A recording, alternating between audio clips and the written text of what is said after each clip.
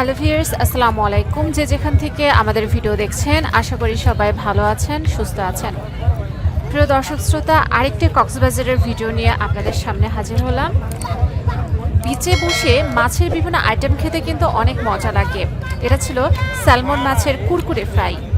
এতটা মচমচা ছিল যে মুখে দিলে একবার মচমচ করে ভেঙে যাচ্ছিল, খুবই মজা ছিল। আর এটা সমুদ্রের একদম ফ্রেশ স্যালমন মাছ ছিল এবং মাছের সাইজটা বেশ বড় ছিল। আর সমুদ্রের গর্জন পাশে আসছিল, এতটা পরিবেশ সুন্দর করছিল, বলার অপেক্ষা রাখে না। আপনারা বিচে গেলে কিন্তু এই সুন্দর জিনিসটা উপভোগ করতে ভুলবেন না। বিচের পাশে বসে এরকম মচমচে, এরকম কুরকুরে মাছ ভাজা আমার খেতে কিন্তু অনেক মজা লেগেছিল। ছোট বড় সবাই পছন্দ করেছিল, বিশেষ করে ছোটরা এটি বেশি পছন্দ করছিল।